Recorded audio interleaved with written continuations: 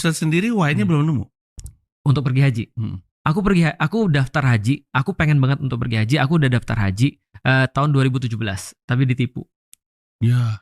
Jadi duitku waktu itu aku daftar haji aku sama istriku karena aku niatku awalnya gini, aku ditawarin karena hadiah mualaf misalnya. Mau nggak mualaf ada lo ininya kuotanya dari sana undangan. Aku bilang aku mau pakai duitku sendiri karena di dalam Islam yang aku pahami bekal itu harus dari kita sendiri.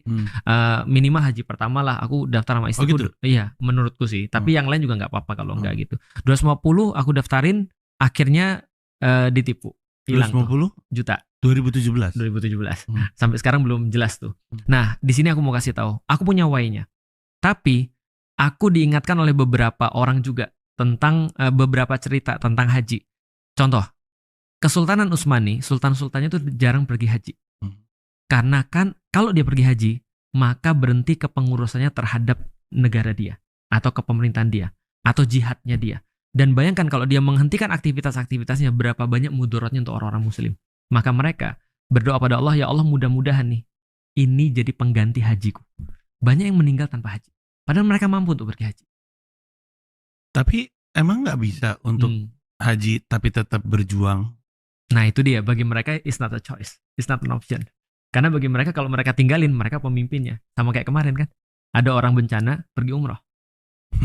Coba bayangin ya, jadi gini mas, bayangin mas. Aku pernah baca di dalam Al-Quran, Musa itu saking stresnya dengan Bani Israel. Udah jangan bayangin Bani Israel dengan orang kita, masih lebih muda orang kita.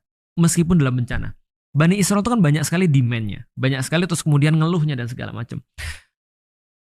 Sekualitas Nabi Musa, lalu kemudian dia benar-benar dapat cobaan daripada orang-orang Bani Israel, dia ngelapor pada Allah, ya Allah boleh gak kita ketemu? Aku pengen ketemu supervisorku nih.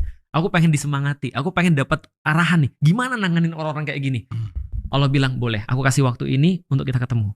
Musa saking stresnya, ninggalin umatnya lebih cepat untuk ketemu Allah. Apa Allah senang? Allah bilang, ngapain kamu datang lebih cepat? Kan kita sudah kasih tahu waktunya segini, kenapa kamu datang lebih cepat? Lah kenapa? Itu loh kamu punya kerjaan. Artinya di dalam Islam ngasih fleksibilitas. Kalau kamu punya kerjaan, itulah pahalamu. Jangan pergi umroh. Bahkan haji, karena di dalam Islam ada beberapa orang yang hajinya ditahan untuk itu. Ada beberapa ulama juga yang hajinya ditahan untuk itu. Tapi ada juga ulama yang pengennya setiap tahun untuk pergi haji. Nah aku secara pribadi ya mas ya, karena melihat kondisi seperti ini, aku tuh setiap kali punya uang, sekarang setelah aku kehilangan uangku 250 juta itu, aku berpikir gini mas, ini mungkin teguran dari Allah bahwa aku belum layak untuk bagi haji, karena aku yakin haji itu kan undangan sama kayak umroh. Berarti kalau haji belum undangan, setiap kali aku punya duit sekarang, dalam pikiranku apa? Ini duit ini berapa banyak